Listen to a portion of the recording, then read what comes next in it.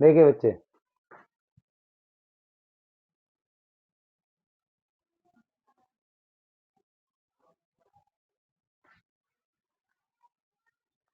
बच्चे फ्लूइड क्या होता है?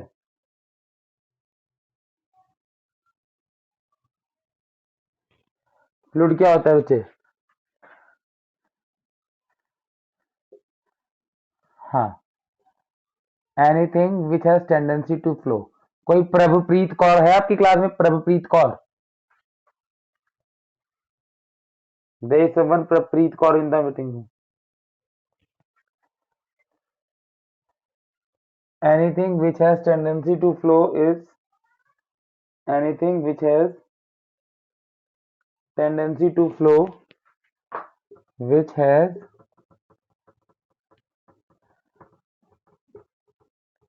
tendency to flow is fluid. Which has tendency to flow is fluid. ठीक है? फ्लूइड लिक्विड भी हो सकता है, गैस भी हो सकती है। ये दो, इस चैप्टर में दो पार्ट हैं। एक है हाइड्रोस्टैटिक। हाइड्रोस्टैटिक का मतलब होता है बच्चे फ्लूइड एट रेस्ट। एक है हाइड्रोडायनेमिक्स। हाइड्रोडायनेमिक्स का मतलब है फ्लूइड इन मोशन। हाइड्रोडायनेमिक्स का मतलब क्या होता है बच्चे?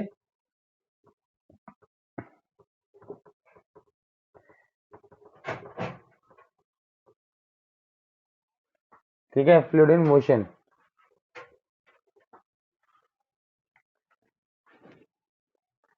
ठीक है, चैप्टर को स्टार्ट करने से पहले आपको कुछ टर्म्स पता होनी चाहिए। डेंसिटी। डेंसिटी को बच्चे स्पेसिफिक ग्रेविटी बोलते हैं, दोनों का फॉर्मूला एक ही होता है। डेंसिटी वर्ड यूज कर लीजिए या स्पेसिफिक ग्रेविटी यूज कर लीजिए। ओ, डेंसिटी क्या होता है? Mass upon volume. Mass upon volume. इसकी एसआई यूनिट क्या होती है? एसआई यूनिट होती है केजी पर मीटर क्यूब। सीजीएस यूनिट होती है ग्राम पर सेंटीमीटर क्यूब। डेंसिटी का सिग्मा हर बुक में अलग अलग होता है, आप कोई सा भी यूज कर सकते हैं, डी, रो या सिग्मा। डी डेंसिटी, रो भी डेंसिटी, सिग्मा भी डेंसिटी है। आधा ना स्टैंड फॉर सिग्मा। ठीक है, आपको कुछ चीजों की डेंसिटी याद रखनी है कि density of water is 10⁻³ kg per metre cube is equal to 1 gram per centimetre cube. Density of air is 1 kg per metre cube is equal to 10⁻³ kg gram per centimetre cube. Density of mercury, Hg stand for mercury, Hg stand for mercury, is 13.6 into 10⁻³ 13.6 into 10⁻³ kg per metre cube is equal to 13.6 gram per centimetre cube. ठीक है, 13.6 gram per centimetre cube. एक term होती है बच्चे relative density, इसकी कोई unit नहीं होती। रिलेटिव डेंसिटी को स्पेसिफिक ग्रेविटी बोलते हैं। रिलेटिव डेंसिटी को क्या बोलते हैं? Specific gravity. इसकी कोई यूनिट नहीं होती, no unit no dimension. No unit no dimension. ठीक है, ये क्या होता है बच्चे? ये होता है density of body to the density of water. It is just the ratio of density of body to the density of water. It is the ratio of density of body to the density of water. Density of water वो भी कब? At 4 degree Celsius. Density of body to the density of water at 4 degree Celsius. अब पानी की density 4 degree Celsius पे ही क्यों लिए? क्योंकि 4 डिग्री सेल्सियस पे पानी की डेंसिटी मैक्सिमम इस, है ना? क्यों होती है वो बात, वो नेक्स्ट चैप्टर में आएगा, थर्मल प्रॉपर्टीज ऑफ फ्लूइड के अंदर। फिलहाल पानी की डेंसिटी 4 डिग्री सेल्सियस पे मैक्सिमम होती है, इसीलिए हम लिखते हैं डेंसिटी ऑफ बॉडी अपॉन में density of water at 4 degree Celsius. एक टर्म बचपन में आपने पढ़ी थी बायंट फोर्स और आर्किमिडीज प्रिंसिपल। एक टर्म बचपन में आपने पढ़ी थी बच्चे Archimedes principle and buoyant force. क्या था बच्चे Archimedes principle? Can anyone tell me? Archimedes principal.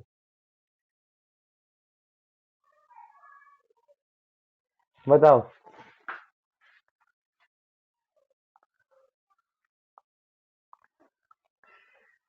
Archimedes principle क्या था?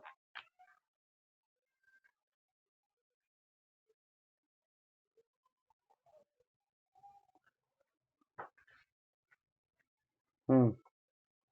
प्रेशर। अच्छा। अनुष्का आप बताओ बच्चे। हाँ बोलो शाबाश।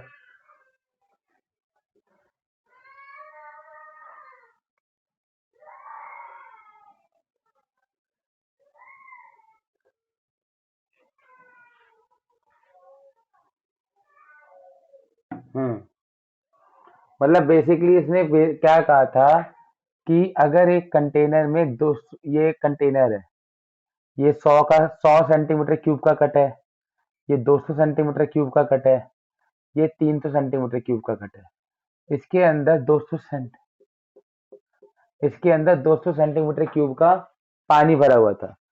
इसके अंदर आपने 100 सेंटीमीटर क्यूब का एक स्टोन डाल दिया, तो क्या होगा बच्चे?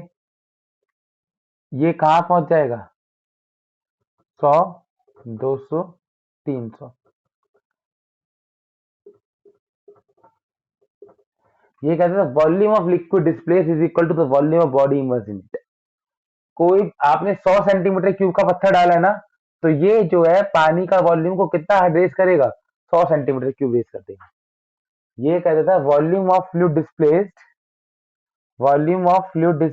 Is equal to volume of body immersed. Volume of fluid displace is equal to volume of body immersed. Basically इन्होंने ये बात कही थी कि जितनी बॉडी का वॉल्यूम पानी के अंदर डूबता जाएगा, उतना वो लिक्विड अपनी जगह से हटाता जाएगा। Volume of body displace is equal to volume of body immersed by force. ये वैल्यू नोट हो गई बच्चे? ये वैल्यूज नोट हो गई बच्चे? ठीक है। By force.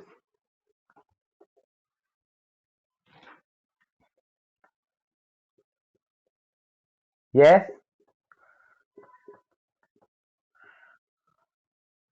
हर फ्लूइड पे लगता है। ठीक है। बाय फोर्स और बाय थ्री। ये अब थ्रस्ट ही बोल देते हैं इसे कि अगर कोई बॉडी पानी के अंदर डिप कर रही है, अगर कोई बॉडी पानी के अंदर जा रही है, ठीक है, कुछ डूबी है सपोज, कुछ बाहर है, ये v/3 पानी के अंदर है, 2v/3 पानी के बाहर है, सपोज कर लिया। ठीक है। तो हो इसे बैलेंस किसने करा होगा? नीचे की तरफ वेट नीचे की तरफ लग रहा है, इसे बैलेंस कौन करता है? Buoyant force. ठीक है। तो बायंट फोर्स की वैल्यू कितनी होती है? बायंट फोर्स की वैल्यू होती है बच्चे वेट ऑफ लिक्विड डिस्प्लेस्ड। जित वॉल्यूम ऑफ लिक्विड डिस्प्लेस नहीं, weight of liquid fluid displaced. Buoyant force का फोर्स का फॉर्मूला होता है वेट ऑफ फ्लूइड डिस्प्लेस्ड। कितना फ्लूइड डिस्प्लेस हुआ है? फ्लूइड वेट क्या होता है? mg, मतलब mass of fluid displaced into g. Mass क्या होता है? डेंसिटी ऑफ फ्लूइड इनटू में volume of fluid displaced into g. Volume of fluid displaced Archimedes ने कहा था वॉल्यूम ऑफ बॉडी मास के इक्वल है। आर्किमिडीज को अगर आप प्रिंसिपल लगाओगे बाय आर्किमिडीज, तो ये यहां पर आएगा डेंसिटी ऑफ फ्लूइड इनटू में volume of body immersed. Archimedes ने कहा था कि डेंसिटी ऑफ फ्लूइड इमर्स किसके बराबर, वॉल्यूम ऑफ फ्लूइड इमर्स किसके बराबर होता है? Volume of body immerse. For example in this case अगर मुझे बायंट फोर्स निकालना है, तो इस केस में बायंट फोर्स कितना हो जाएगा? लिक्विड की डेंसिटी रो है, बॉडी की डेंसिटी सिग्मा है, तो ये होगा डेंसिटी ऑफ फ्लूइड मतलब rho into volume of body immerse. कितना वॉल्यूम डूबा हुआ है? केवल 1/3 इनटू जी। इस केस में इतनी बायएंड फोर्स लग रही होगी, इन दिस केस इतनी बायएंड फोर्स लग रही होगी। Density of fluid rho into V/3 into में जी। V/3 वॉल्यूम के लिए, क्योंकि मुझे पूरा वॉल्यूम से मतलब नहीं है, मुझे केवल 1/3 वॉल्यूम से मतलब है, जितना पानी के अंदर। अगर पूरा डूबा हुआ तो पूरा वॉल्यूम मिलता, यहाँ पर 1/3 वॉल्यूम पानी के अंदर है तो केवल 1/3 वॉल्यूम लेना है। यहाँ पर 1/3 वॉल्यूम पानी के अंदर था ना, तो 1/3 वॉल्यूम, तो पॉइंट फोर्स का आप हर जगह ये वाला फॉर्मूला यूज करोगे, density of fluid into volume of body immersed into g. Is it clear to all? Okay.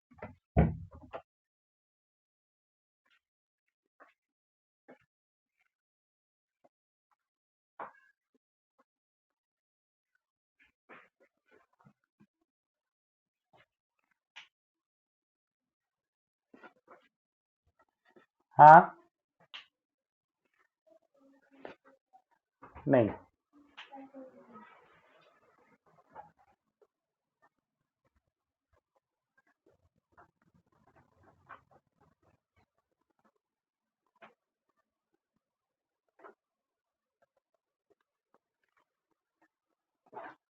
एक क्वेश्चन लिखिए बच्चे।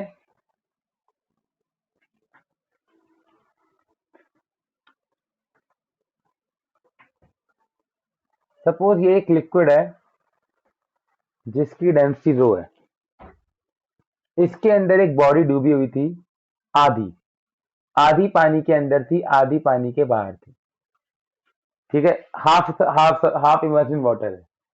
You place a mass on the body so that it just get completely sink in water। Body पूरी, जो मास रखा है वो पानी के बाहर ही है, लेकिन बॉडी पूरी डूब गई है। What is the value of this mass in terms of density and volume? Rho और वी की टर्म्स में इसका मास कितना है? What is the mass of this body in terms of density of fluid and volume of the container? अपने आप आधा डूब रहा था, अपने आप आधा डूब रहा था, लेकिन अगर मैंने कुछ डालूंगा, फोर्स लगाऊंगा, वेट डालूंगा, तो वो पूरा डूब जाएगा। पूरा, जब वो जस्ट पूरा डूब गया है। In this case what is the mass in terms of density and volume?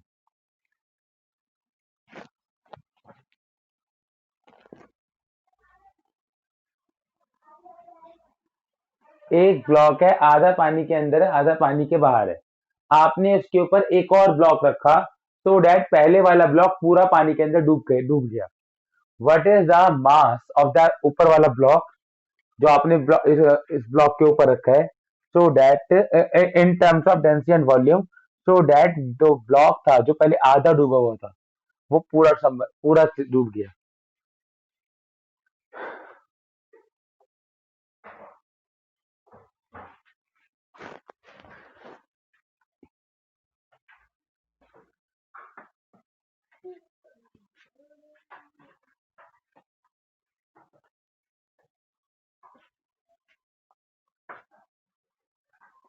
देखिए, ये ब्लॉक यहाँ रुक गया, आधा डूब के रुक गया। क्यों क्यों रुक गया होगा?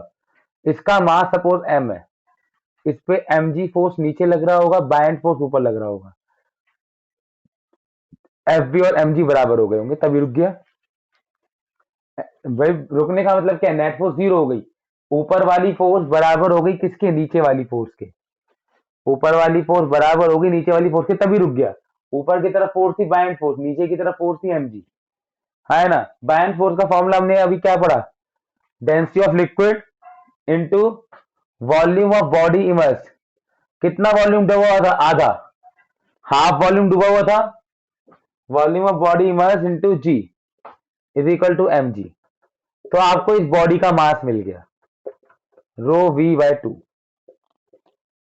अब यहां पर, यहां जो फोर्स लग रहा है नीचे, इसका मास भी फोर्स लगा रहा है, इसका वेट भी नीचे फोर्स लगा रहा है, m प्लस एम इंटू जी। यहां पर डबल मास हो गया, लेकिन रोक के कौन रखा हुआ है अभी भी? Buoyant force. Buoyant force is equal to m plus M into g. अब जो नीचे की तरफ वेट है वो m plus M into g है।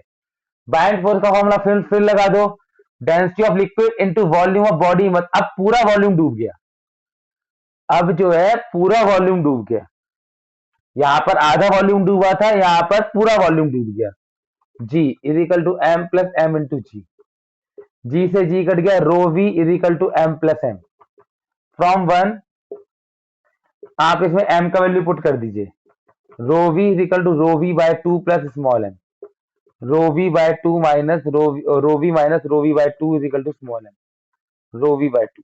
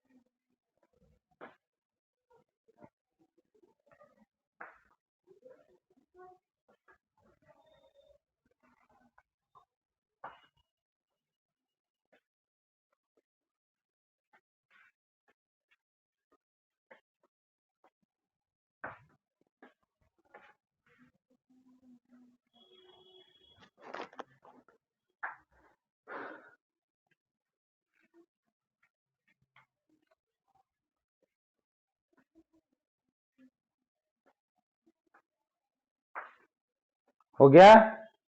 Anybody any doubt in this can ask.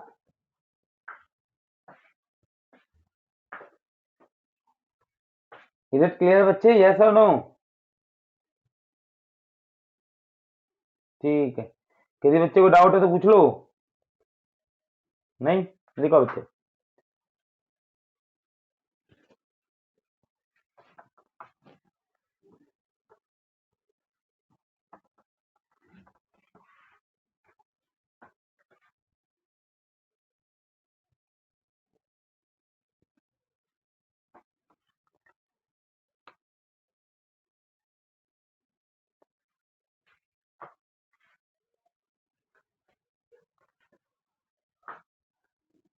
Law of flotation,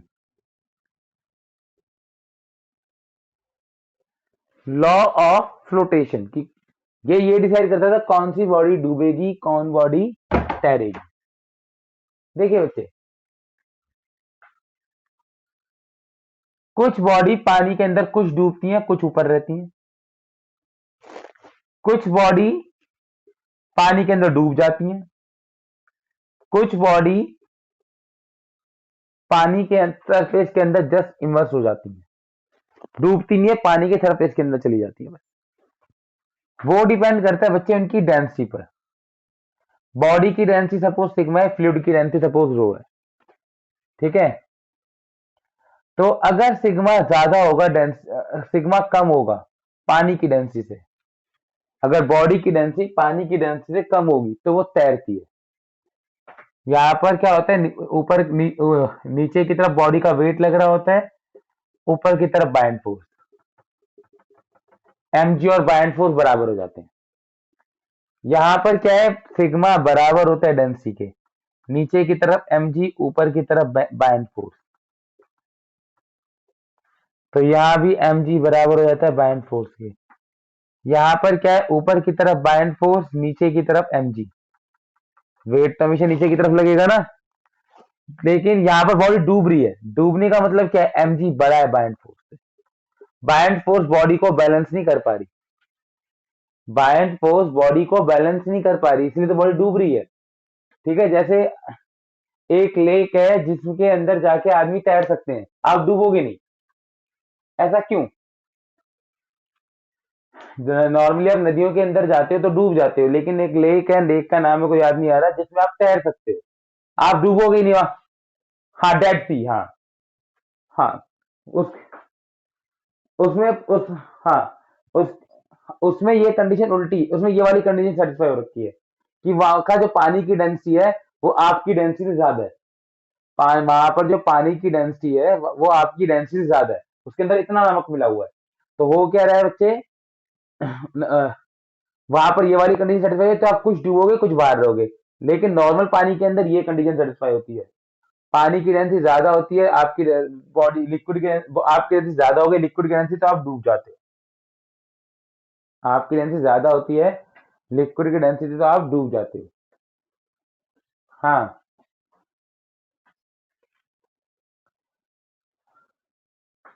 अरे वो गोल पता नहीं क्या कहते हैं, हाँ समझ गया मैं। हाँ भाई ये वाली कंडीशन सेटिस्फाई हो जाती है, उसके अंदर एयर भरी होती है, एयर की डेंसिटी पानी की डेंसिटी बहुत कम होती है। तो एयर ट्यूब नीचे नहीं जाती, ट्यूब के अंदर आप हो तो आप भी नीचे नहीं जाते। यही तो होता है उसके अंदर। आप ऐसे एक ट्यूब पहन लेते हो, है ना। अब इस ट्यूब के अंदर एयर भरी होती है, एयर की डेंसिटी पानी की डेंसिटी से कम है, तो ट्यूब पानी डूबे वो ट्यूब डूबेगी नहीं, ट्यूब डूबेगी नहीं। और ट्यूब में आप फंसे हुए हो तो आप भी नहीं डूबोगे। ठीक है। तो कोई भी चीज डूबेगी या तैरेगी वो उसकी डेंसिटी डिसाइड करती है। कोई भी चीज डूबेगी या तैरेगी वो उसकी डेंसिटी डिसाइड करती है। ठीक है।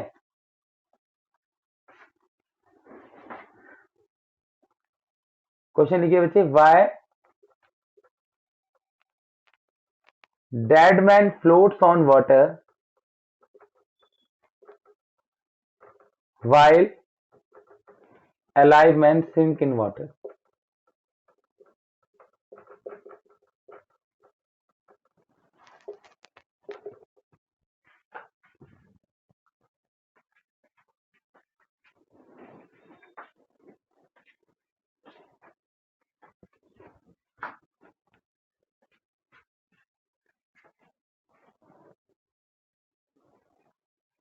बच्चे लाशें जो है पानी में ऊपर की तरफ आ जाती हैं सरफेस पर, लेकिन आप पानी के अंदर जाओगे आप डूब जाओगे। वाई इट इज सो भाई।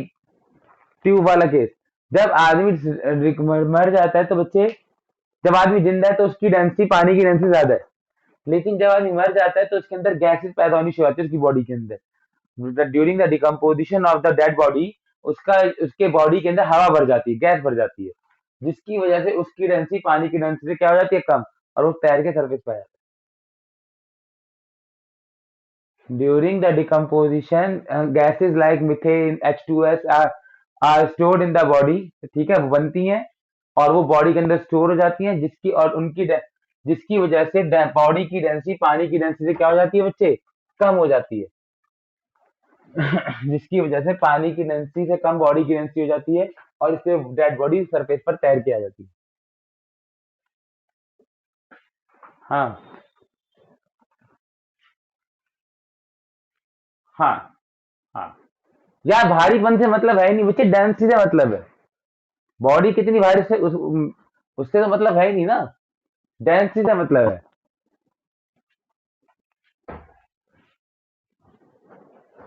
ठीक है।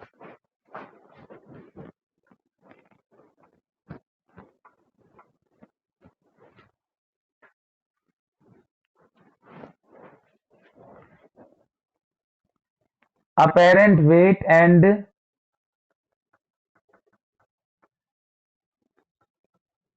apparent gravity on body completely submerged in water fluid।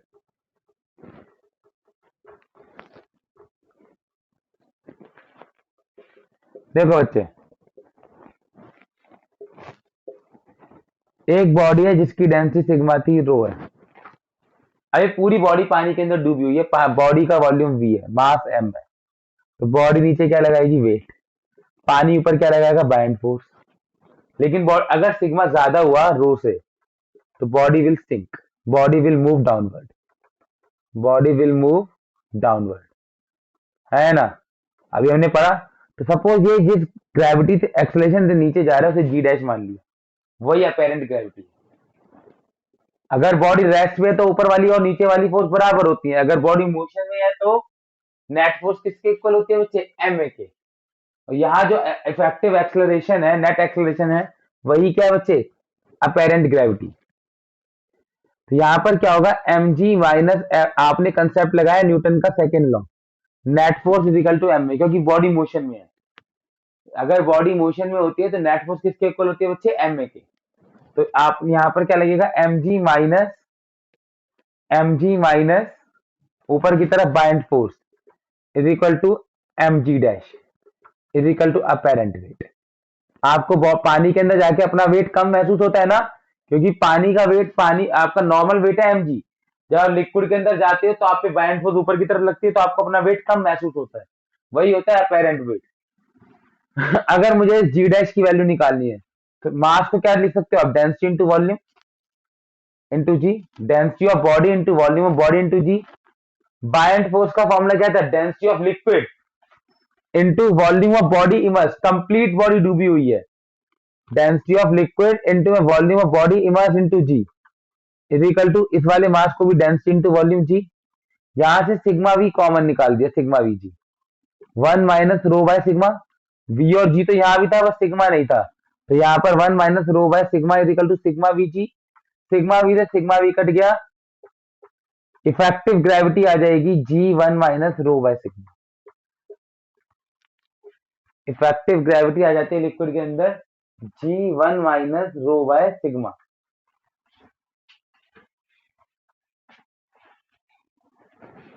Effective gravity in fluid is G1 - rho by sigma.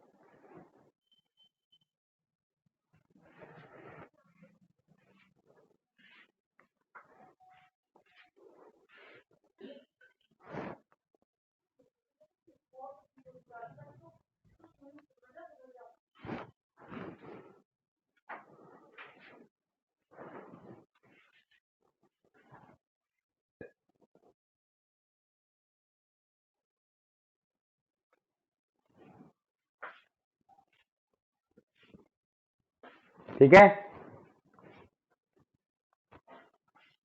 हाँ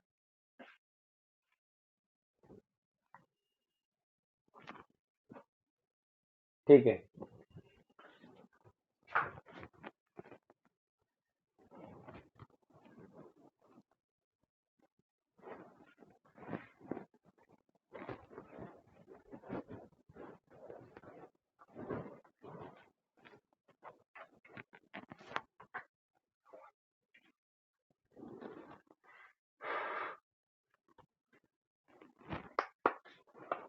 देखिए बच्चे,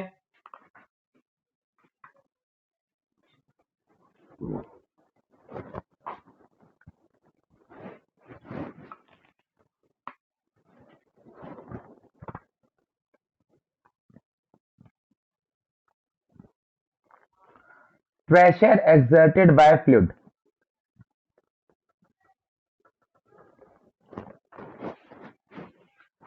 expression of pressure exerted by fluid।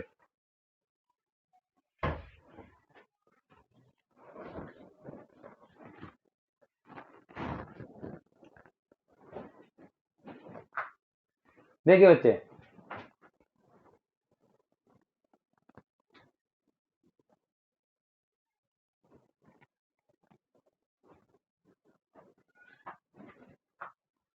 Expression of pressure exerted by fluid.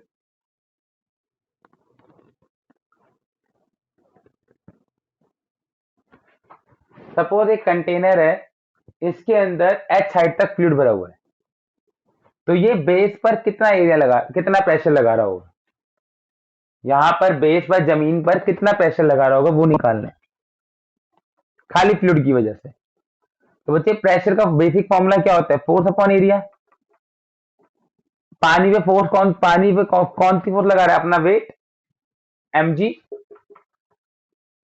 By area. Mass होता है density into volume, ठीक है। Area कितना है इसका, सपोज ये लेंथ है, ये ब्रेड्थ है, ये हाइट है। मास को लिख दिया पानी की डेंसिटी रो, वॉल्यूम कितना है बच्चे वी जी अपॉन में एरिया। वॉल्यूम क्या होता है बच्चे एलवीएच, जी अपॉन में एरिया कितना है एलबी। तो प्रेशर एक्सर्टेड बाय फ्लूइड कितना होता है rho g h. Pressure exerted by fluid कितना होता है रो जी एच। आप वॉल्यूम को या फिर आप ऐसे कर दीजिए, आपका रो जी वी बाय ए आया ना, वॉल्यूम को आप डाल दीजिए एरिया इंटू हाइट अपॉन में ए से ए कट जाएगा, it is equal to rho g. Liquid जो प्रेशर लगाता है वो कितना लगाता है बच्चे रो जी एच। मतलब अगर मैं एक कंटेनर लूं, उसमें एच डेप्थ पर प्रेशर निकालूं, ए पॉइंट पर, बी पॉइंट पर, सी पॉइंट पर, डी पॉइंट पर, तो लिक्विड हर जगह दीवारों पर भी नीचे की तरफ भी सेम प्रेशर लगाता है। Liquid exert equal pressure in all direction. जितना प्रेशर वो ए पॉइंट लेफ्ट की तरफ लगा रहा होगा, उतना ही प्रेशर डी पे राइट की तरफ लगा रहा होगा, उतना ही प्रेशर बी और सी पर नीचे की तरफ लगा रहा होगा, प्रोवाइडिंग सबकी डेप्थ सेम है।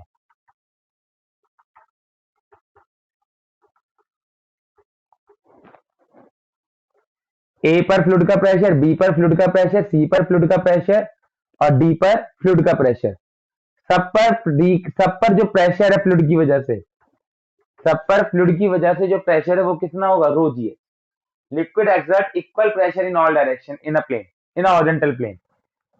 लेफ्ट में जितना प्रेशर है उतना ही राइट में है, उतना ही नीचे की तरफ है, ठीक है। Rho g h. तो प्रेशर एक्सर्टेड बाय फ्लूइड कितना होता है बच्चे रो जी एच।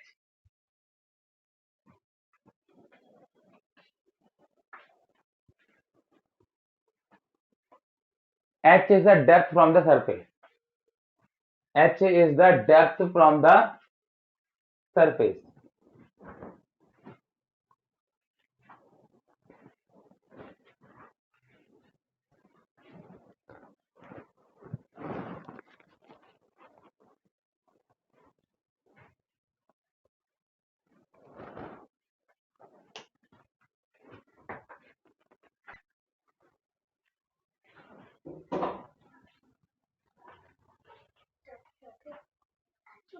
अभी आप बाहर मत निकलना क्योंकि अभी बाहर बैठ के अपने मैथ की क्लास। हाँ मैं फोन पर लेकर जाऊँ।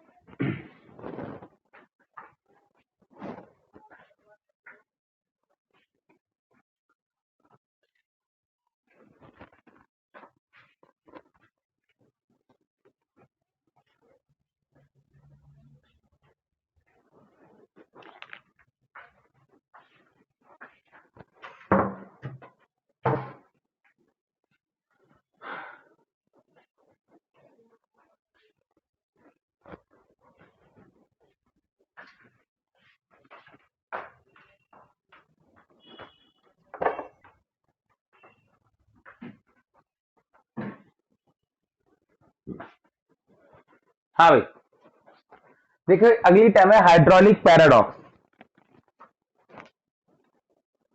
Hydraulic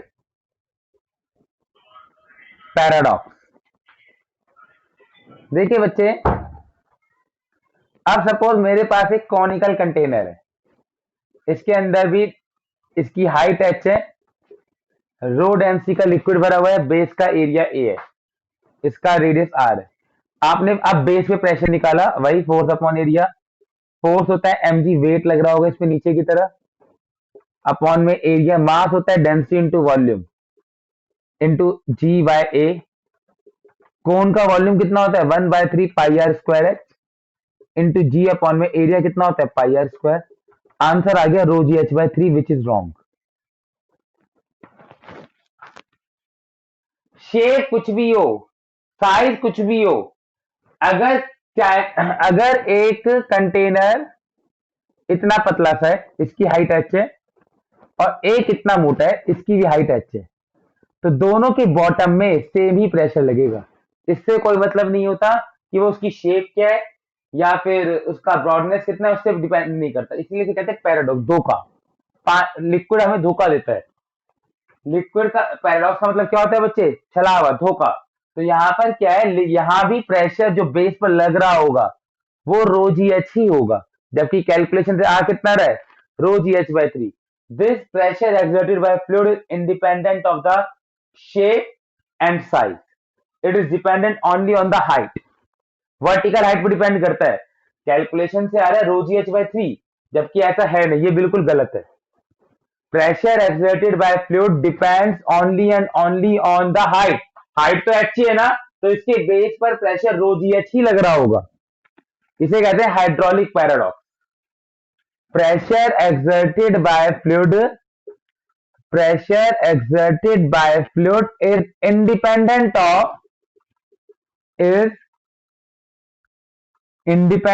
of shape, size, volume। किसी पे भी डिपेंड नहीं करता। It is dependent only and only on the height या डेप्थ, कि पानी कितनी गहराई पर है, गहराई पर हम प्रेशर निकाल रहे हैं। It depends only and only on depth. It depends on depth. Density पे डिपेंड करता है, ग्रेविटी पे डिपेंड करता है, और डेप्थ पे डिपेंड करता है।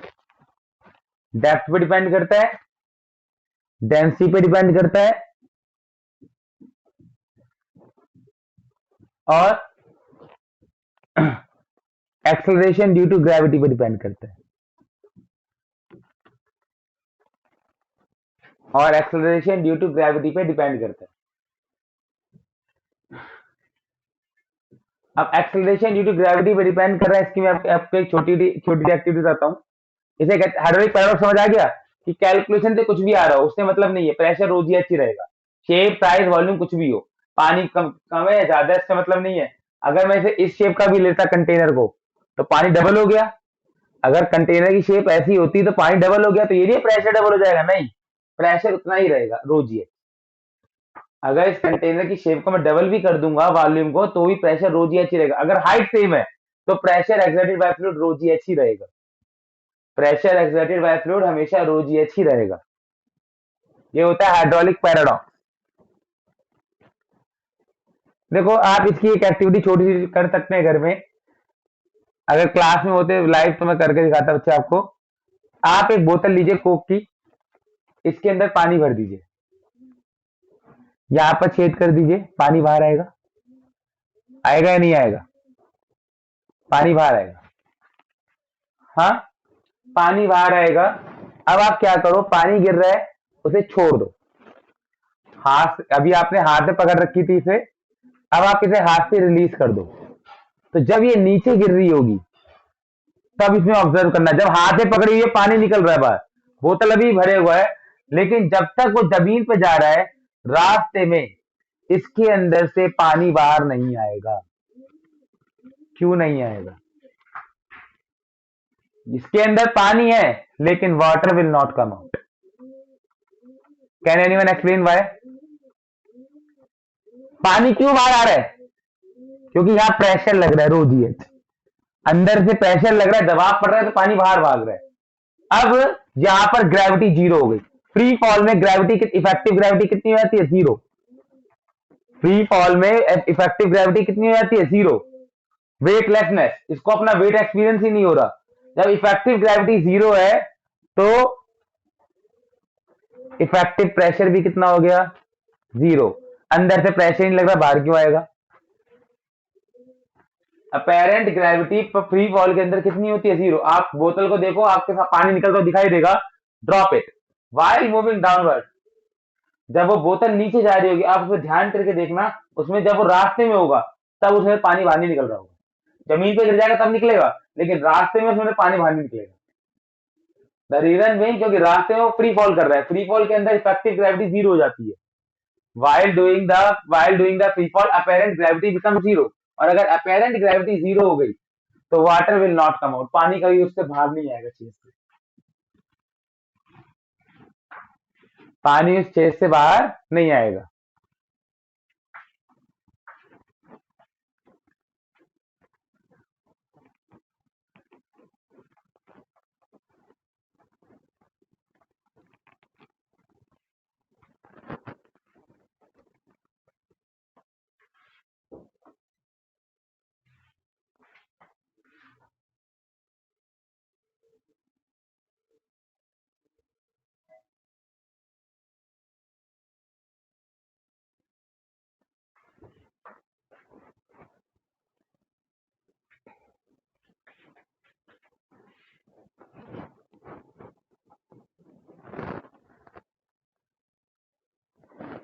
हाँ भाई,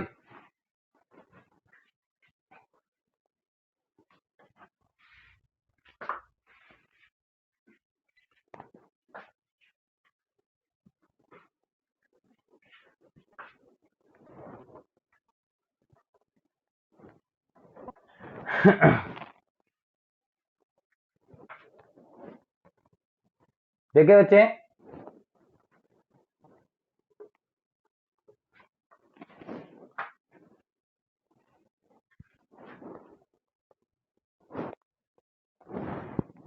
what is the pressure acting at point A?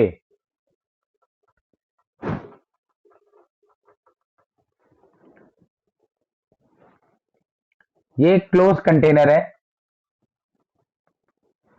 Completely filled with fluid, इसकी लेंथ 5 मीटर है, इसके अंदर कोई लिक्विड भरा हुआ है, सपोज मर्करी भरा हुआ है, जिसकी डेंसिटी 13.6 × 10⁻³ होती है। इस पॉइंट ए पर कितना दबाव लग रहा है?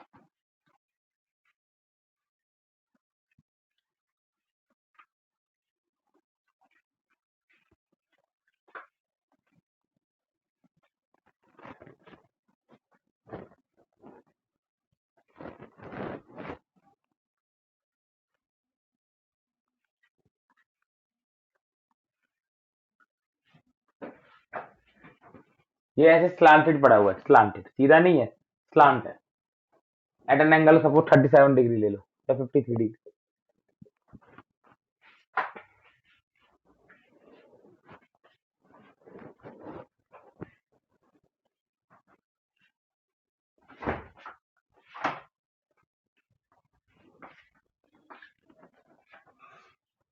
तो इससे प्रेशर एक्सर्टेड बाय फ्लूइड कितना होता है? Rho g H.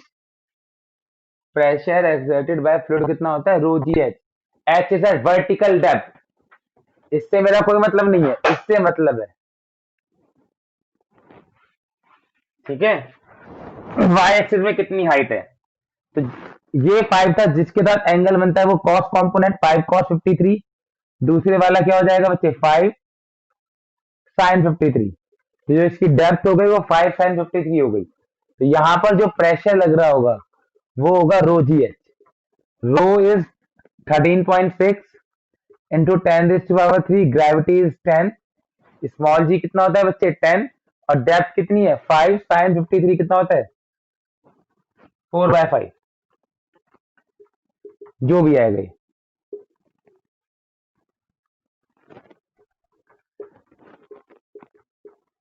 इतने पास्कल, मतलब 5.64 × 10⁻5 पास्कल।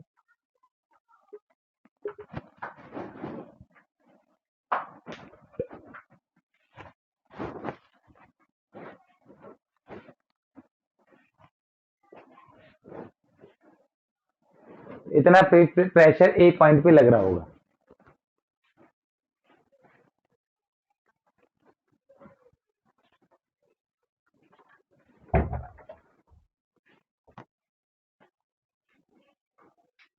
देखो, condition for fluid to at rest, to be at rest,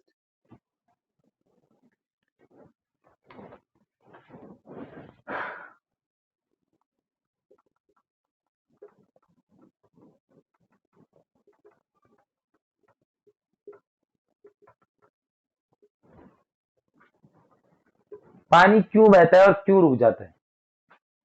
fluid always flow from high pressure to low pressure. लेकिन अगर प्रेशर हर जगह सेम हो जाए तो पानी नहीं बहेगा। ठीक है, प्रेशर अगर हर जगह सेम हो जाए तो पानी नहीं बहेगा। मतलब सपोज ये एक क्लोज कंटेनर है, इसके अंदर एक डेंसिटी लिक्विड है रो, द कंटेनर है ये। ठीक है, ये एक ए पॉइंट है, ये एक बी पॉइंट है, एक ही हॉरिजॉन्टल प्लेन में, सेम हॉरिजॉन्टल प्लेन में। अगर पीए पीबी के बराबर हो जाए तो फ्लूइड रेस्ट पे रहेगा, बहेगा ही नहीं। अगर ए का प्रेशर और बी का प्रेशर सेम हो जाए तो फ्लूइड किस में आ जाएगा? रेस्ट में। अगर पीए बड़ा हो जाए पीबी से तो fluid A to B flow करेगा। अगर पीबी बड़ा हो जाए पीए से तो फ्लूइड फ्लो करेगा B to A. Fluid always flow from high pressure to low pressure. लेकिन अगर फ्लूइड रेस्ट में तो हॉरिजॉन्टल प्लेन में जितने भी पॉइंट आए, हॉरिजॉन्टल प्लेन में जितने भी पॉइंट आए उन सब पर प्रेशर क्या रहेगा बच्चे? Same. Pressure on all the point in a horizontal plane must be same for the fluid to be at rest. For fluid to be at rest, pressure in a horizontal plane at all point must be same. तो पीए बराबर होगा PB के, तभी fluid rest में रहेगा, otherwise fluid flow करेगा।